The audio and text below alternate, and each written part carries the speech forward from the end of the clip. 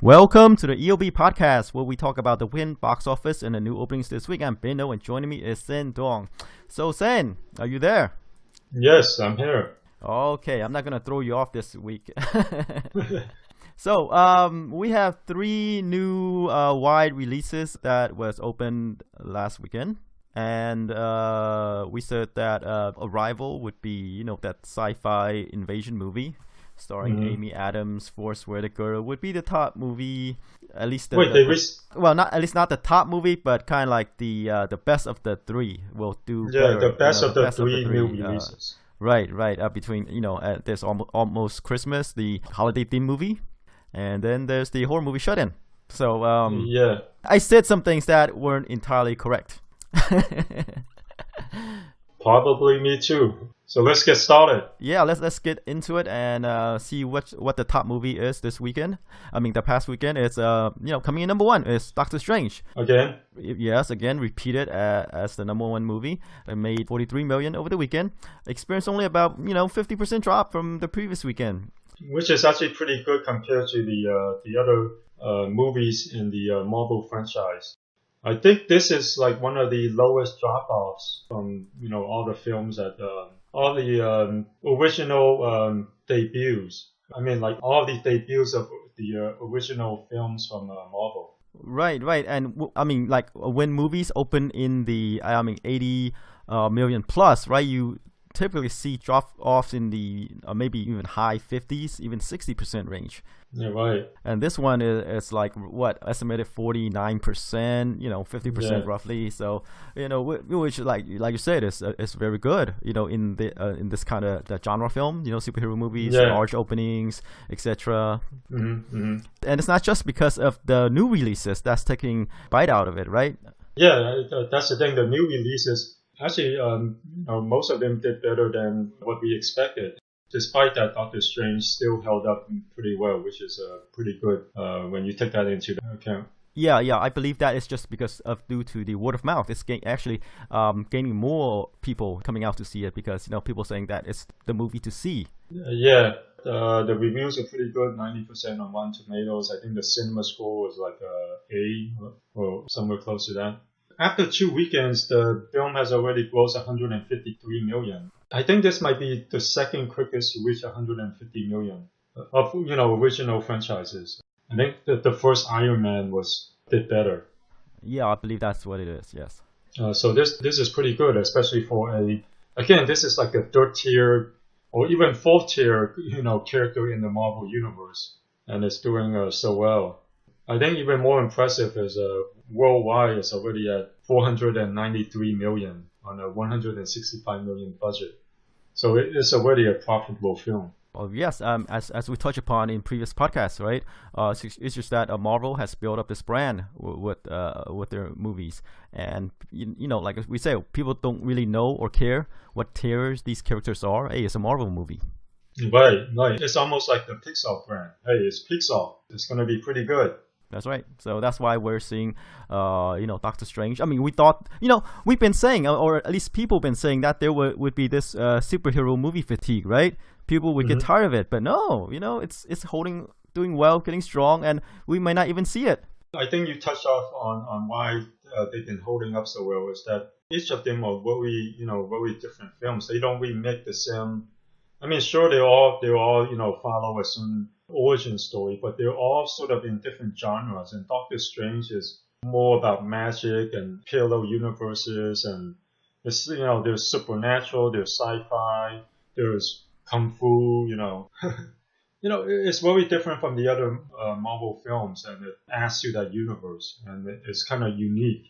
It's not like all those YA films that kind of hit a plateau and people get tired of them because they're all thrillers, they're all sci-fi, they're all about this young, strong woman character with a love triangle. That's why people got tired of that brand. Whereas in Doctor Strange, it's a genre within a genre. Within this Marvel universe, there are family films, there are thrillers, there are sci-fi, there are comedies. Kind of like what animation is in Japan. They don't just make family films; they make animation that appeals to a wide group of people. Right. And I just have to say that, we have to compare now to back then, the superhero movies back then. The superhero movies back then, right, it's more like origin story. Back then meaning? Back then meaning before Marvel, when Okay. Disney acquired Marvel. So it's just like, okay, there's this origin story, right? And Mm-hmm. then, once the storyline start, it's more like kind of another baddie of the week or whatever. Yeah, They have right. another bad guy to fight, someone taking over the world, like same old stuff. Yeah, and it's not just a baddie of the week. It's like they're so original that, okay, we have one baddie. Let's now add 2 or 3 or 4 baddies. Right. And then when the box office started slipping, right, they rebooted the whole thing. So Yeah, right. they start again, like with the Spider-Man thing before, Marvel took over, right? There's like endless reboots. I mean, within a decade of each other, right? A decade sounds long, but it was like within 4 or 5 years. Right. That's between the last movie to the reboot. Yeah. But that's what happened. It's like they ran out of story. Then what Marvel came along is that, we're gonna have this continuous story and have different subgenre within this genre. Yeah, and have different characters pop up in the different films. Right. So there's this larger storyline that you want to keep up, and you're not seeing the same stuff. You're not seeing the same origin story repeated over and you have to over follow, again. and you have to watch the new ones just to follow the big overarching storyline. Right. So that's know why what I mean? we're seeing the success Yeah. now versus back then. Of course, having real actors in Yeah. the leading role and everything helps.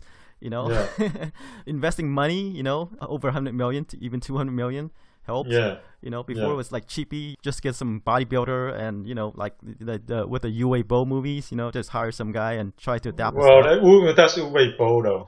Right. But what I'm saying, Yeah. they don't treat it with the seriousness that it could be like a huge moneymaker. It's just like, oh, this is for kids. Yeah. I think the great thing with Marvel is they treat every one of these movies as if they're making an Oscar winner. Let's hire the best actors. Let's hire the best directors. Let's hire the best screenwriters. Instead of just the guy who's the biggest draw at the box office. Yeah, let's make this the cheapest we could do it and just throw it out there. I'm not sure if it's the cheapest. Usually when they make these No, movies, what I'm saying is just they're pretty before, the expensive. thinking is like, okay, we got this thing, just do the minimum. Well, before the thinking is, these are comic book movies. You need a guy with muscles because in comic book movies everyone has muscles. And then they think of the 80s action movies. They think of Arnold. They think of Stallone. So they have to hire some muscle-bound guy.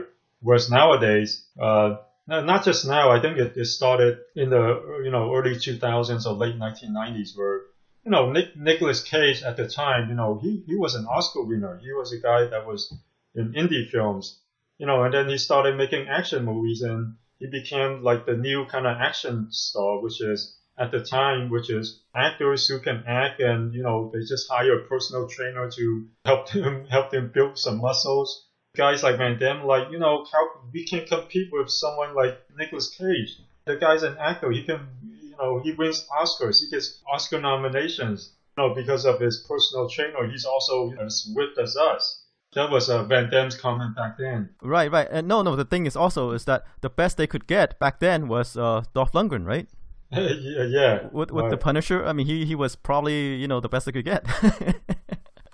Although they didn't take the Punisher seriously, though. They didn't take comic book movies seriously. Right, exactly. I think it's just like the money that they're trying, the budget, they're budgeting, these movies for cheap. Yeah. They hire appropriately. I think what the difference now is, back then, they only think the characters that can draw an audience are the top brands, like, Superman, Batman, Spider-Man, X-Men.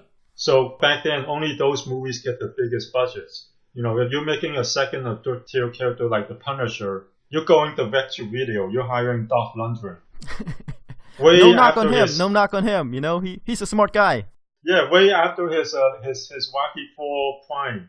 So back then that's what their frame of mind is when they're doing second or third tier characters. Now, they're treating these second, third, or fourth tier characters as if they're A-list characters. They're putting, they're hiring the best directors. They're putting in like 200 million. They're hiring the best actors.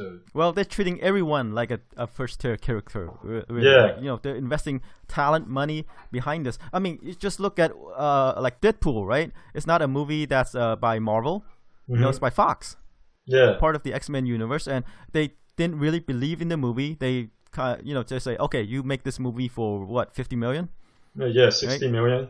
Yeah. Yeah, or something low, very low, for a Mm-hmm. superhero movie like that, and Mm-hmm. it made lots of money. Yeah, Just yep. like for the people who believe in the movie and made a movie that people want to watch, there it goes. Yeah. Well, one of the reasons why they can make Deadpool for so cheap was because everyone took a paycheck, A including pay cut, you Ryan mean? Reynolds. And Yeah, the pay other cut. thing is the guy who directed was using his own special effects company, and he was doing a lot of it for free. So that's why he was able to make it for 60 million. Now the sequel, of course, Ryan Reynolds will probably want 20 million. But now that they fired that director, they're gonna have to hire a real effects company and pay the prime rate or Wait, whatever they the fired that going guy? rate is. Why? They didn't fire him. He had a disagreements with Ryan Reynolds, the director, so he resigned. Oh, okay. So there goes all that free, effects work. I mean, the budget will probably balloon to 150, maybe 200 million if they're, using the prime rate.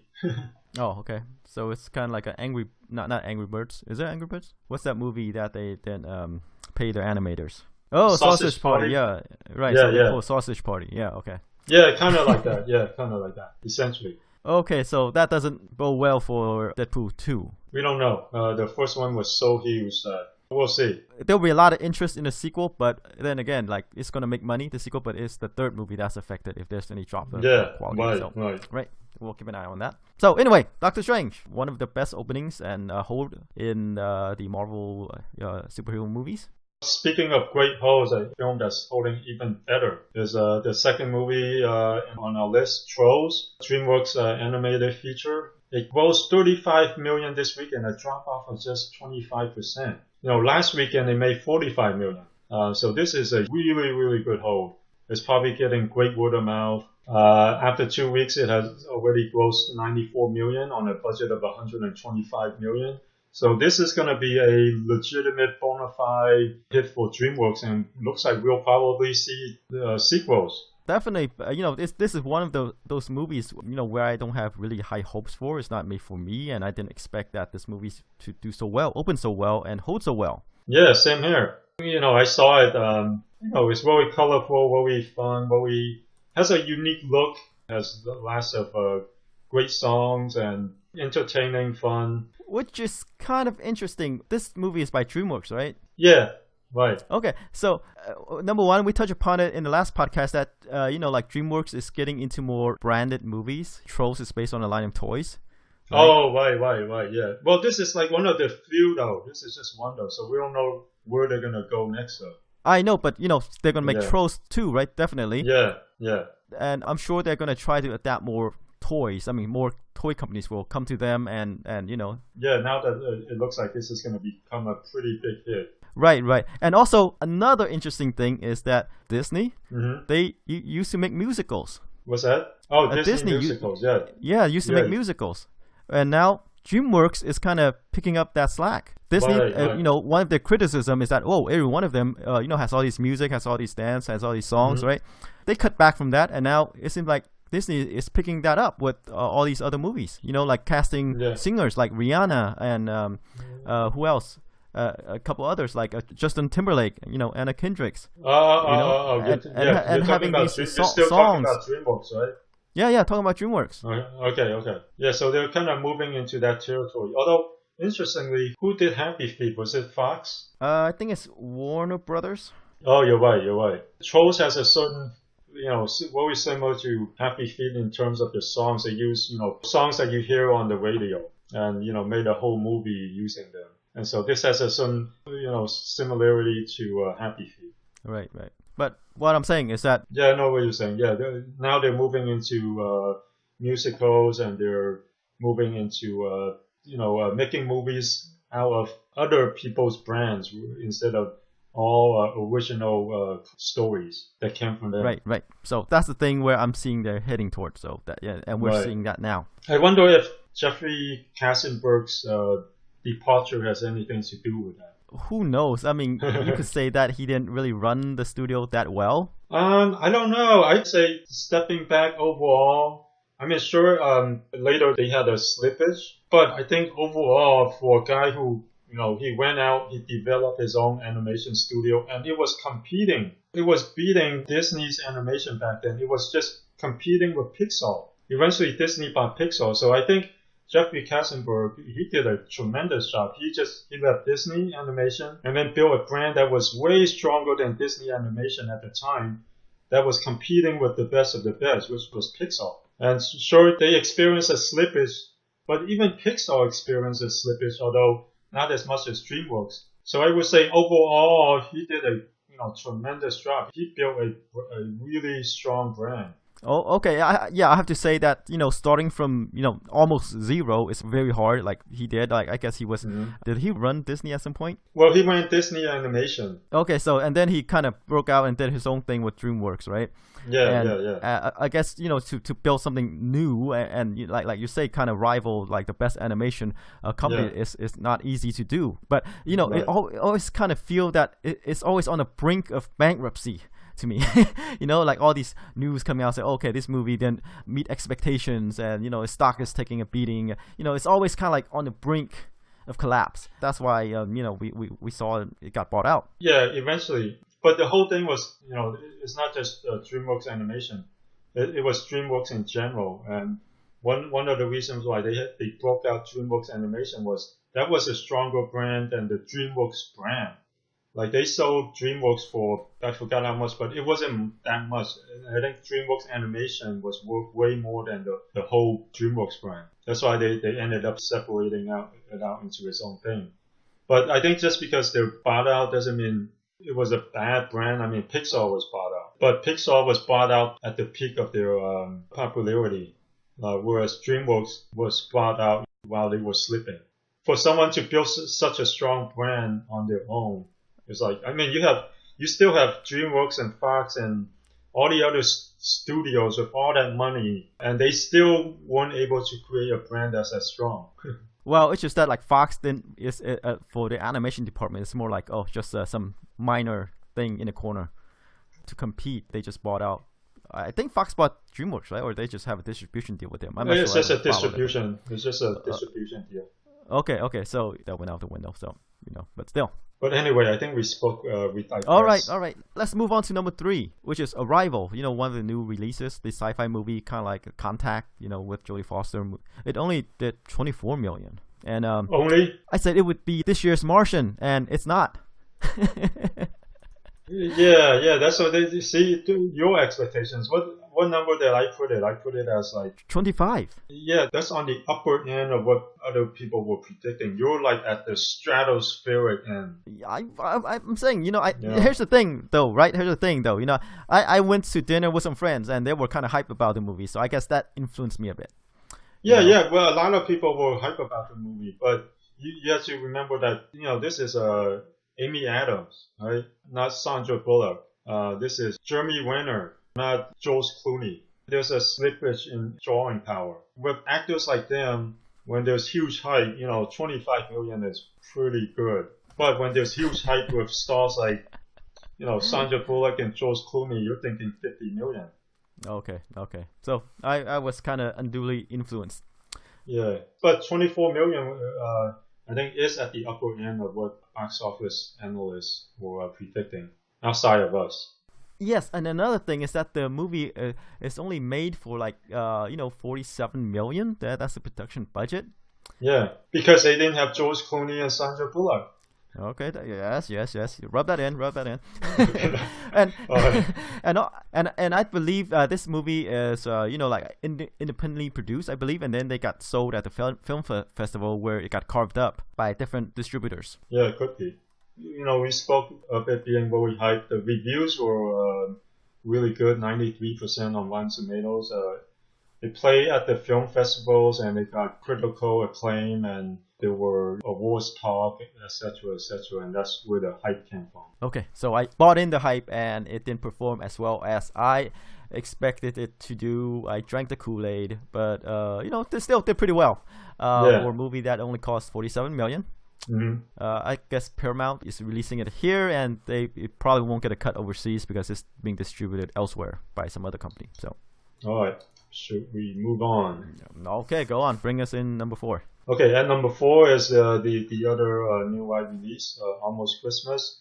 It's one of these holiday films targeting the African American audience, and it did pretty well, 15.5 million at a budget of just 17 million. What were we predicting? Oh, you say 10, I say 10 to 15. So yeah, we're kind of there. Yeah, you were closer. It's at the upper end of your prediction. So the always dependable African American audience, despite how well the Madea film was doing. And speaking of Madea, we'll get to it. Experience a huge drop off this weekend. I think almost Christmas has something to do with it because they're going for the same audience. Yeah, 15 million opening is very good for this type of movie. Mm-hmm. And at a budget of just 17 million, hey, it's going to be profitable. Like we said, always dependable audience that turn out for these movies the opening weekend. If it's good, like Madea, then it can carry on later. But, we can always expect around that opening-ish, Right. Reviews were kind of mixed, 43% on Rotten Tomatoes, which is for these movies. Not too bad. They tend to be in the 30% range. Yeah, but then again, like with the cinema score is A minus. I mean, so it scored pretty well with its target audience. So right. Although I can see this not holding up as well as Madea because movies targeted towards that demographic tends to be pretty front loaded. It is front loaded, but also a point in this movie's favor is that it's a comedy and it's the holidays season coming along. So there is that too.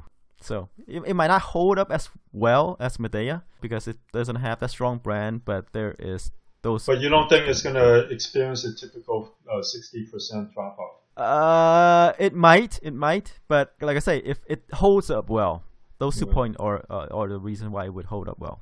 Okay, so we'll see then. We'll see next week. Yeah. We're getting to the holidays. Mm-hmm. We don't know what to expect, and I would also like to point out that there was the election going on at that time. People were reeling. I don't think people are in the mood to watch movies. I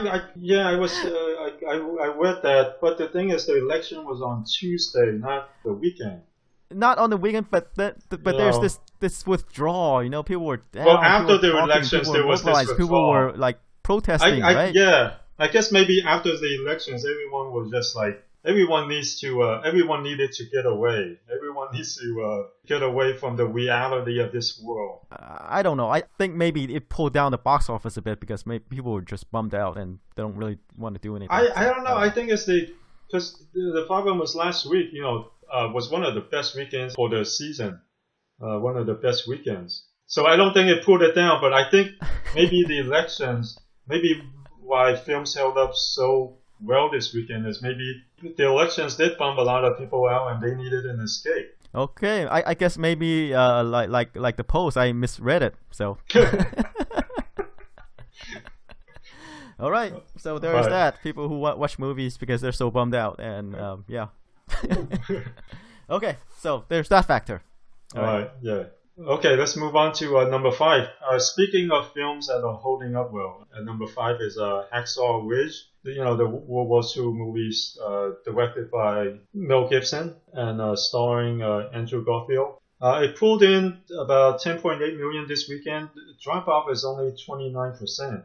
Last weekend they made about 15 million, so this is a really strong hold for a really well-reviewed film, 86% on Rotten Tomatoes. And after 2 weeks of release, it has already grossed 32 million. So this looks like a return to form for Mel Gibson as a director. Well, I guess he was always there, but it's just that people don't want to work with him, or Hollywood just rejected him. Well, they're afraid to work with him. Yeah. I guess, like always, when this happens, they always tell their talent to keep a low profile, wait a certain number of years, and then come back. Mm-hmm. I mean, he was there. I mean, he was directing movies before that happened. He was acting, starring. But people just didn't turn out for them. Yeah. Right. It's just I don't know. Could be the hate. People just don't like to associate with, what he said. Yeah. There's also the fear to promote him from studios and execs and whatnot.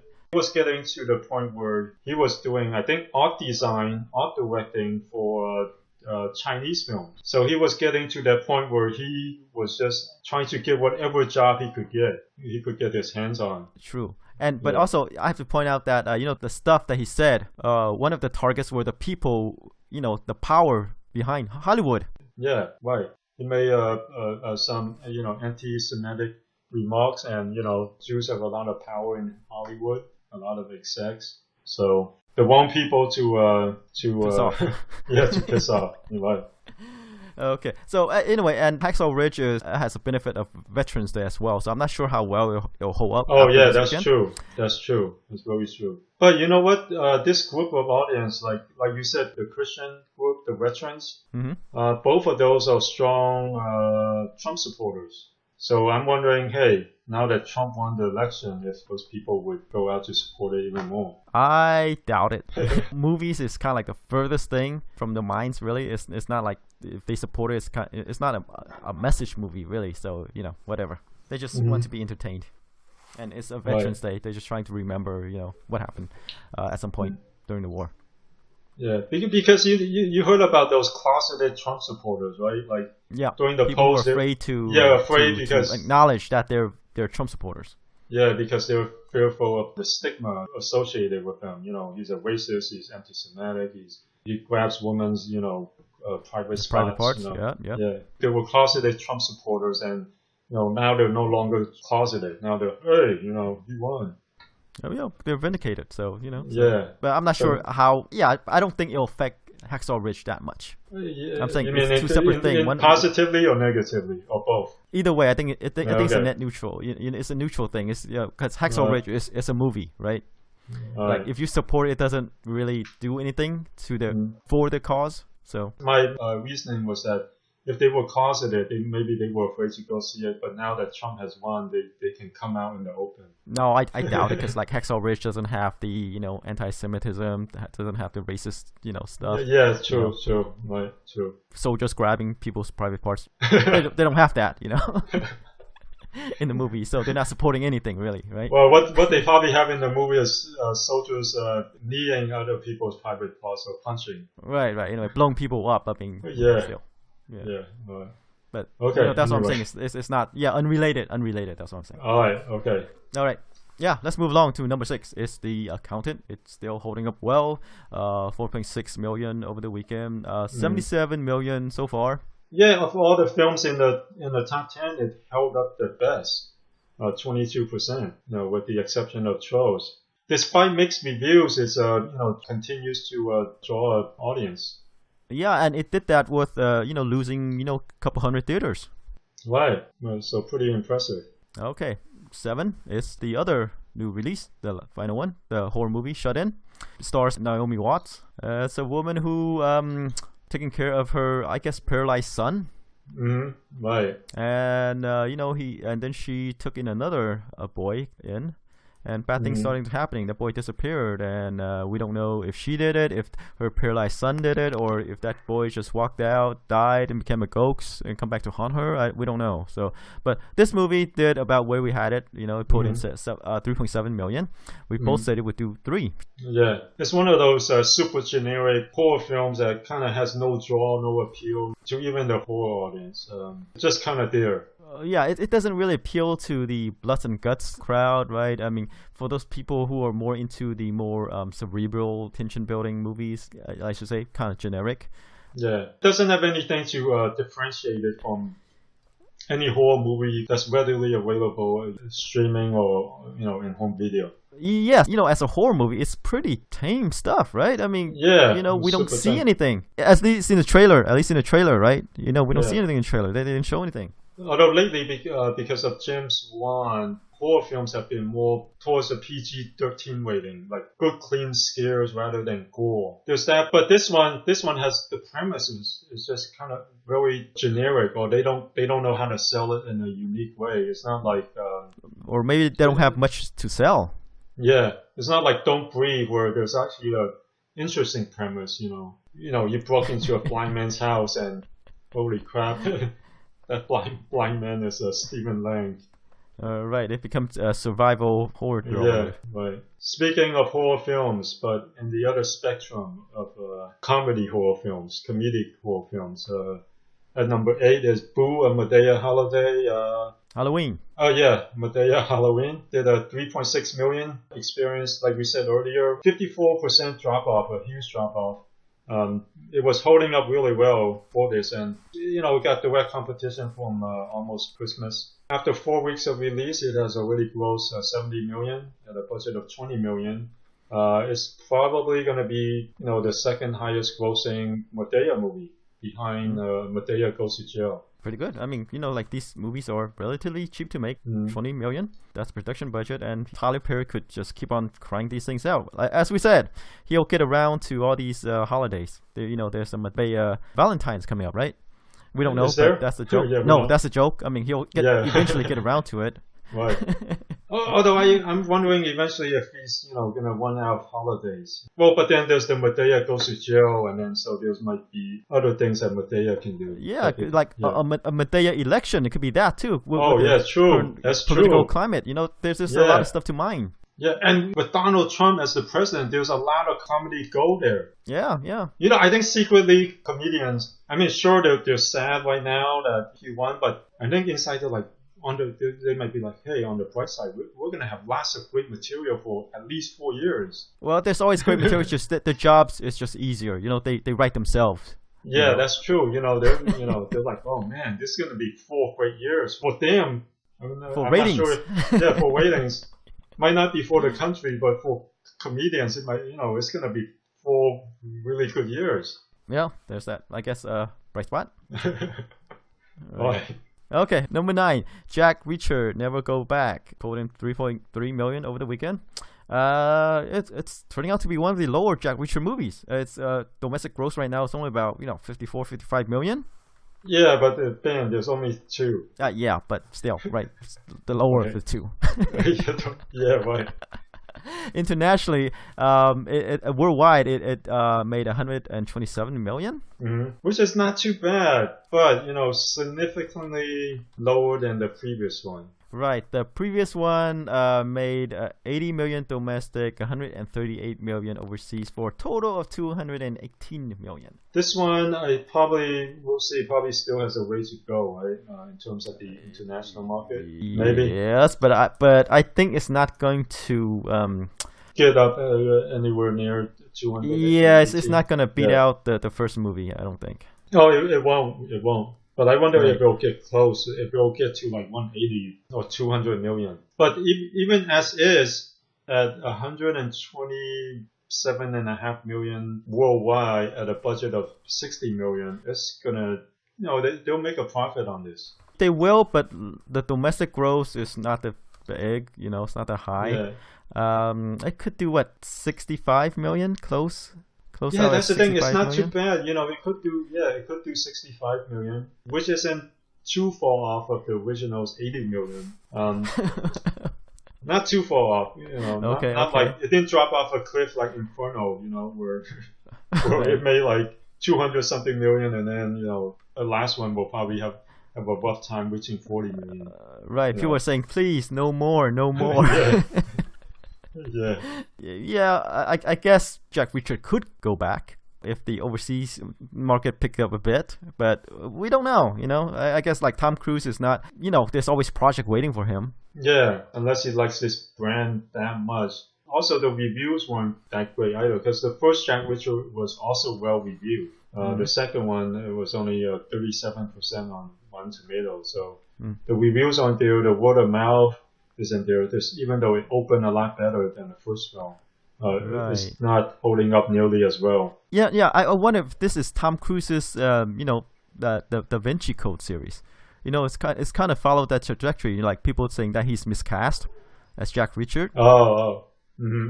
So I wonder if that's the case here too. It's kind of hard to compare because the Da Vinci Code series dropped off so quickly. It was like 200 million, then 100 million, then 40 million.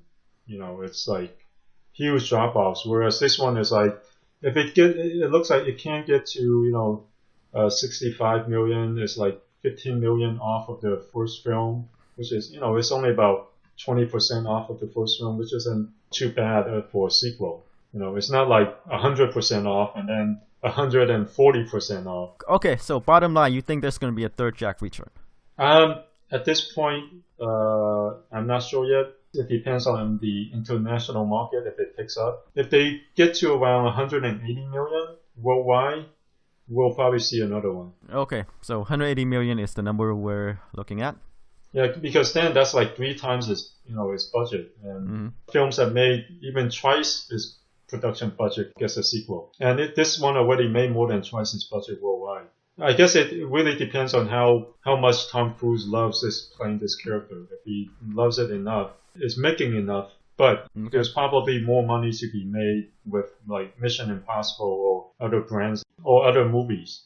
His movies tend to open well. Well, yeah, that's true too. And also, in between Mission Impossibles, right? He has to fill up his schedule, and who knows if this one is doing, like you said, well, mathematically, if not critically, he could just fill in one slot with the next one. Yeah, right. Okay, speaking of the devil, right? Number 10, Inferno. The Tom Hanks and maybe perhaps the final. Yes. It's the final. With Tom Hanks as Robert Langdon. It pulled in 3.2 million over the weekend. Domestic gross is only 31 million so far, and the worldwide take is 202 million, which is kind of decent. Which is very good. Very profitable at a budget of 75 million is very profitable. Yeah, yes. So here's the thing: is it really Tom Hanks's final Dan Brown? I think it's Tom Hanks's final one, and I think it's Ron Howard's final one. But I don't think it'll be the final movie. I think they might. Okay.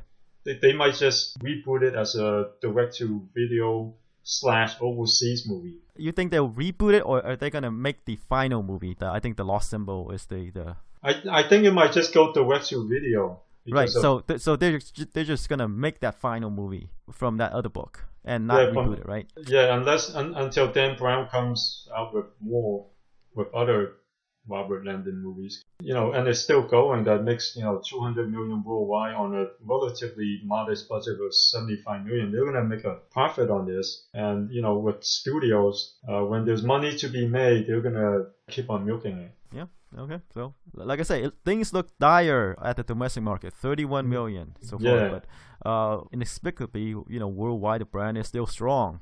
I guess Tom Hanks still pulling them in. Yeah, it's weird. I'm not sure if it's Tom Hanks or it's just the brand. It could be both. Yeah, it could be a little bit of both. A little bit of both. I think, and it's a continuation of the story. And there, say what you will, exotic locations helps a bit. Oh yeah, that's true. It is more of an international film because of all the locations. Right. Europe is a good vacation spot, and they're seeing that on screen. So Right. All right, that wraps up the top 10. Moving on to the new releases. All right. Let's go with the new releases. We have 3. The biggest one is probably Fantastic Beasts and Where to Find Them. It's kind of sort of a prequel / a spin-off of the Harry Potter movies. Then there is The Age of 17 and Bleed for This. And the wide release of Billy Lynn's Long Halftime Walk. Yeah. Oh, there's 4 then. Yeah, so there's 4, yeah. So let's start off with Fantastic Beasts. The reviews have been great. 26 reviews on Rotten Tomatoes, all positive, 100%. For a spin-off, that's very good. This movie, like we said, is based on the book, the spin-off series, right? About Beetle the Bard, who released all these creatures and went to capture them. It's written by J.K. Rowling, and she is also the screenwriter for the movie as well. 1 book, and it's gonna be turned into 3 movies. This is the first one, I believe. Yeah. Oh, 1 book to turn into. Oh, nice. So they're still gonna do that. Milk it.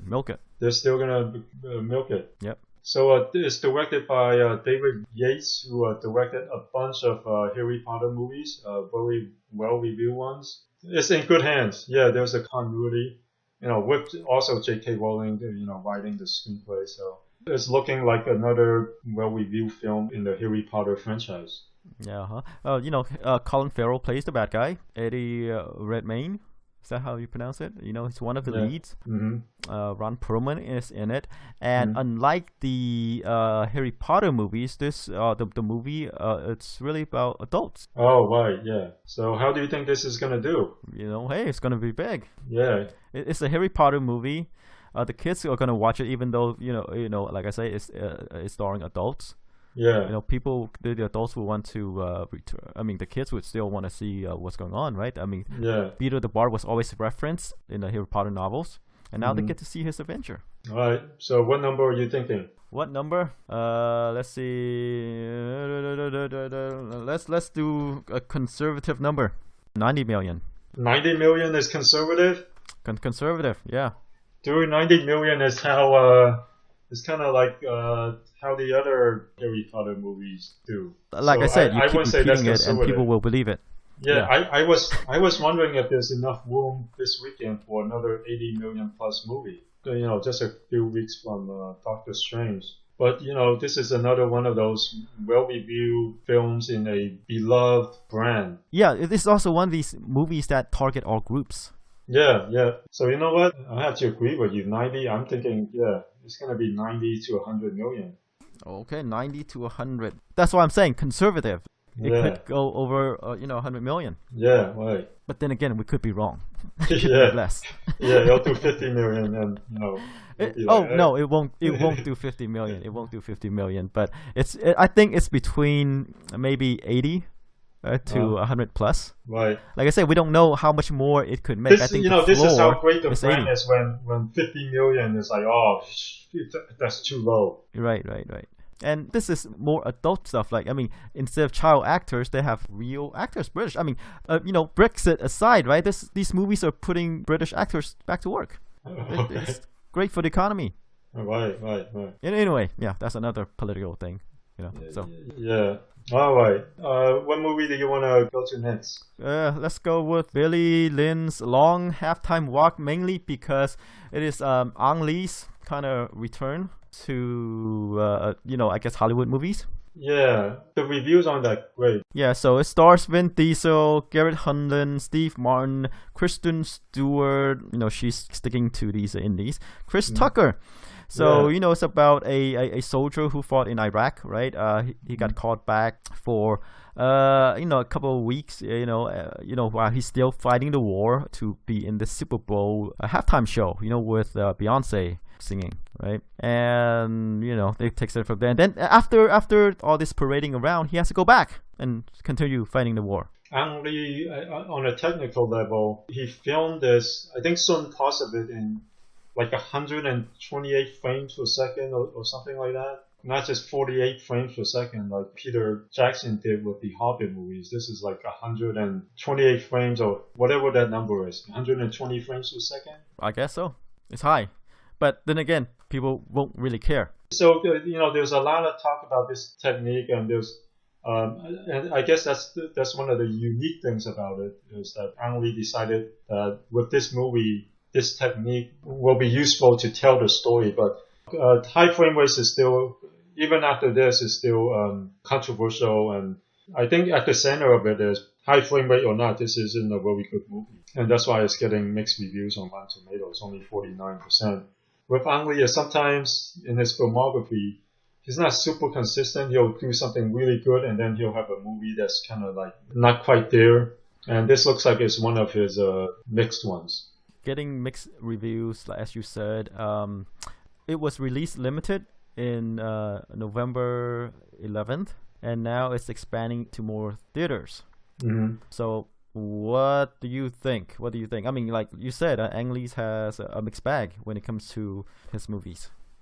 Yeah, this looks more like The Hulk than Brokeback Mountain or Life of Pi. And this one doesn't look like it's catching on. So I'm thinking, and it's only being released at about 1,000 theaters or something.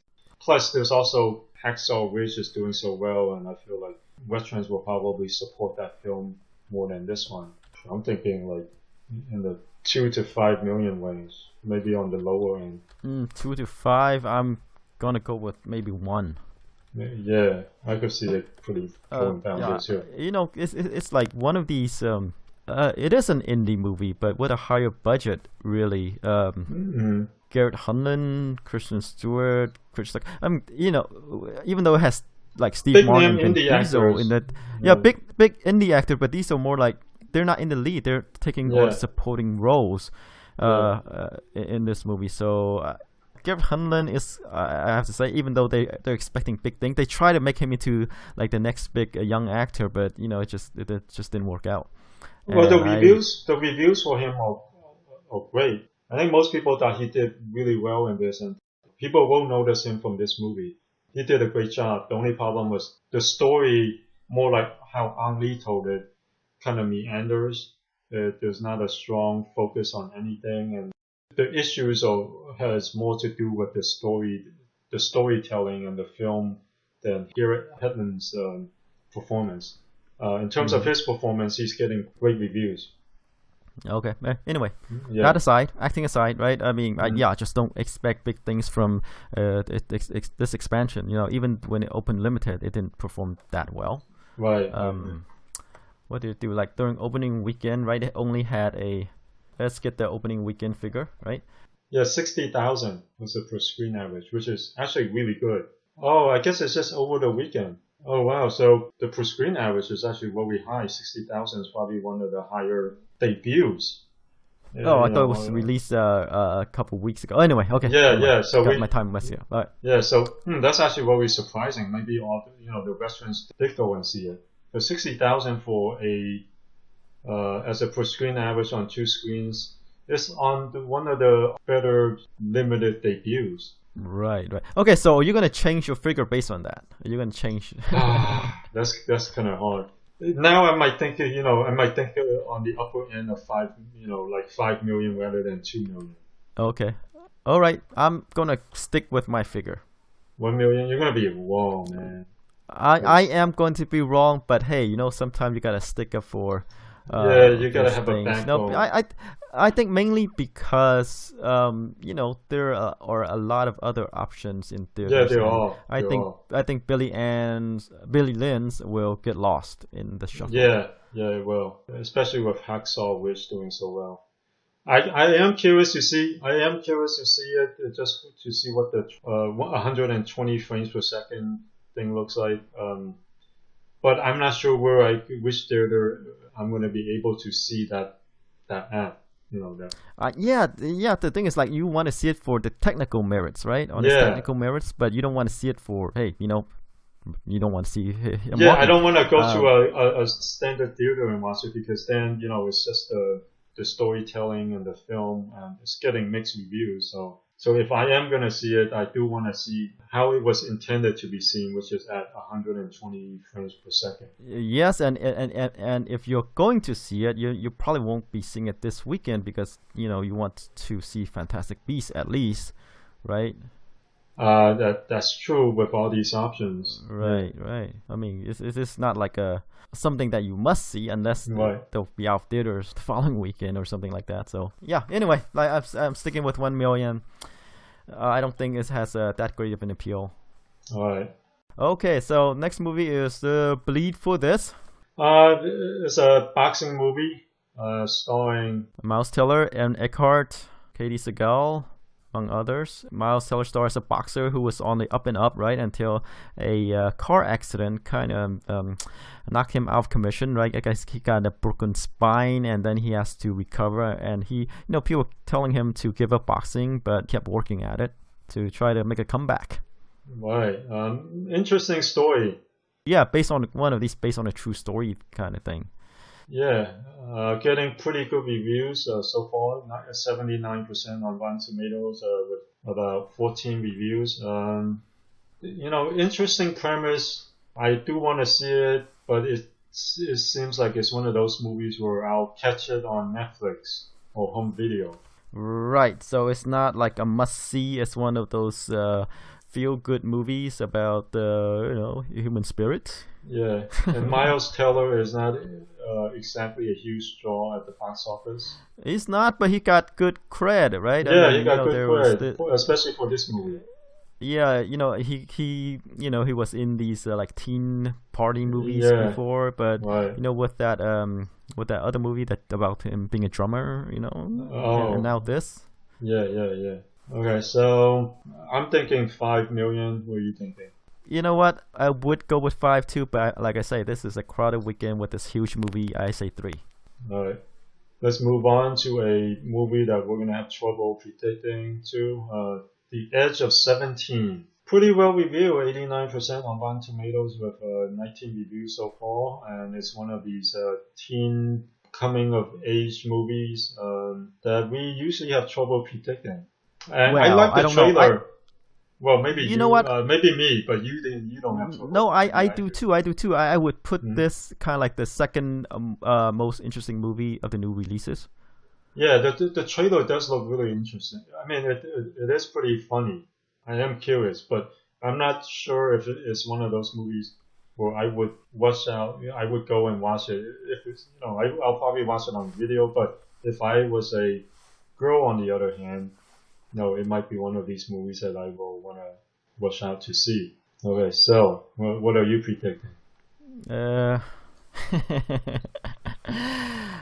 Same as with the others. The Edge of 17 is even released. It was released even less theaters than I believe for this. Okay. Kind of on par with Billy Lynn's Long Halftime Walk. Mm-hmm. So I'm gonna put it into the 3 million range as well. 3 million range. Okay, I'm gonna adjust it because we have been so off on these movies. I'm gonna do a cluelessness adjustment because we're kind of clueless regarding these movies, and bump it up to 10. Yeah, let's speak for yourself. Okay. I'm gonna bump it up to around 10 to 12 million, just because we tend to get these things completely. Well, I tend to get these movies completely wrong, like Bad Moms. I'll do that adjustment for this. Normally, I might think 2 to 3, so I'll do that adjustment and push it up to 10 to 12 million. You're doing that just because you've been wrong. Yeah, just because. Yeah. Just because. Okay, that's a good reason as any. Yeah. The movie stars Haley Steinfeld as a high schooler who's on the unpopular side. We know the feeling, right? There's always people cooler than us. Speak for yourself. They don't. Okay, I'm speaking for myself here. She doesn't have any friends. Woody Harrelson stars as, I guess, her English teacher or one of the teachers, right? Yeah. Who has a mentorship role.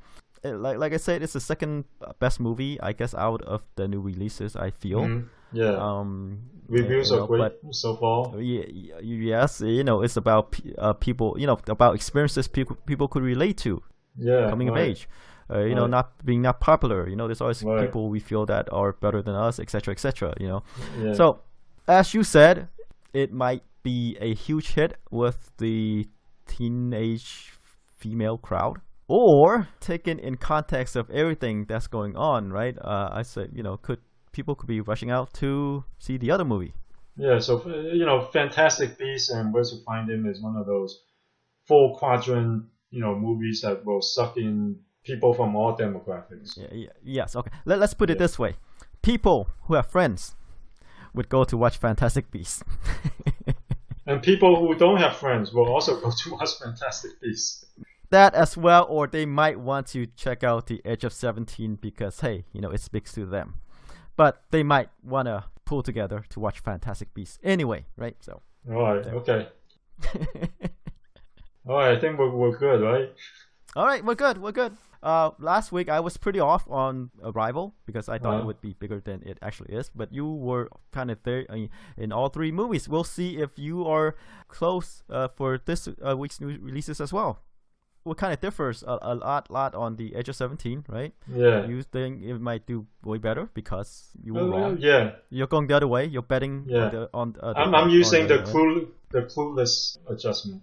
Right. And Believe for This is one of these indie movies which, me 3, you 5, not much big difference there. It's one of these smaller movies, a couple million here, who cares? Yeah. And Billy Ann, this guy, another one. It's like, people put this movie in this week for a reason because there's Fantastic Beasts. If they didn't do well, say they can go back to the hey, it's because Fantastic Beasts, and there's a slot where, it's like counter programming for these movies. If it did well, great. If not, then hey, at least we released it. All right. Okay, we'll see how they do next week.